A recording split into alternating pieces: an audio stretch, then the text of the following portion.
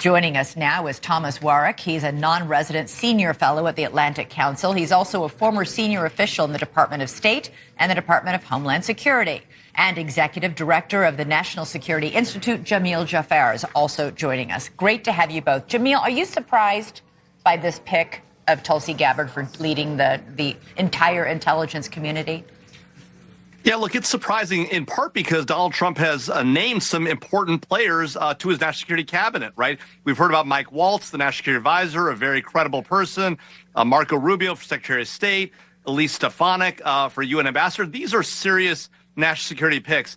Tulsi Gabbard, on the other hand, is more controversial for a variety of reasons. Some things you laid out, including her also calling Edward Snowden a whistleblower after Edward Snowden took billions of dollars worth of intelligence secrets, handed them over to the Russians, not just disclosing things to the American press, but also giving them directly to the Russians. He lives in Moscow now as a Russian citizen.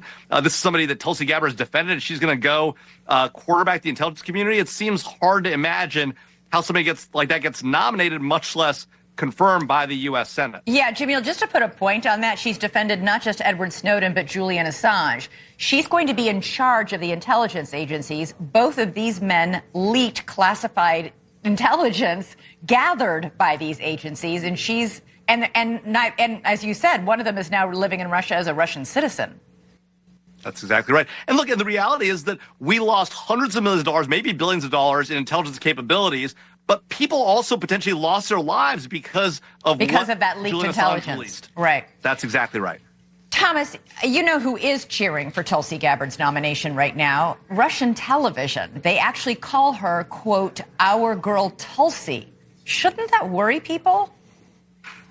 Yes, in a word. There are a number of things that people ought to be concerned about.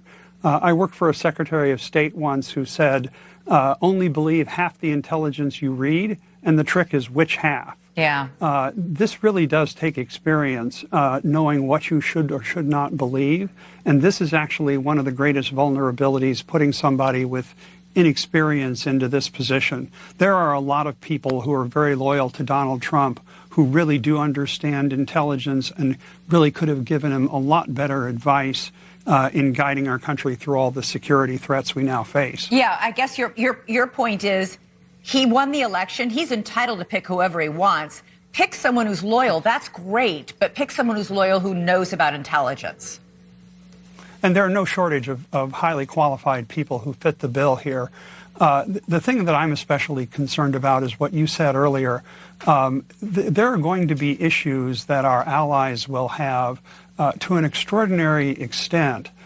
We rely on allies and partners to help us collect the intelligence that keeps Americans safe.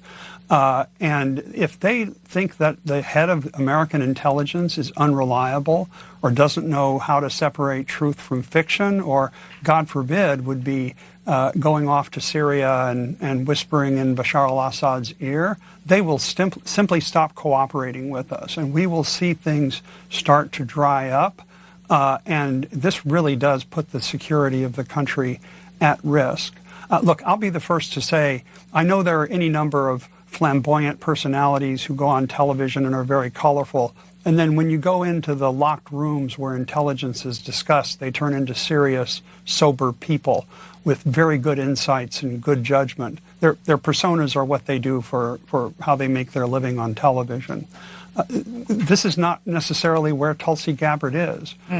So I can see why there are a lot of people who are saying things like, well, we'll have some hard questions for her confirmation hearing, and indeed why Democrats are already saying, no, we're going to draw the line here. Yeah, we've had several members of Congress come out today and publicly say she cozies up to dictators, citing her praise or justification in the case of Vladimir Putin, saying, you know, well, maybe he had to invade Ukraine because Ukraine was about to join NATO, going to visit Bashar Assad, wondering if he really gassed his own people. All things I'm sure we'll hear about. Yeah. Well, and that was particularly egregious because there the facts are beyond dispute. Yeah. The television cameras were there. We thought, like yeah, it's beyond dispute. Intelligence agencies confirmed it, and news media also recorded it. Thomas Warwick, Jamil Jaffer, we're going to have a lot more on this, I think. I hope you guys will be back to talk about it. Appreciate your expertise.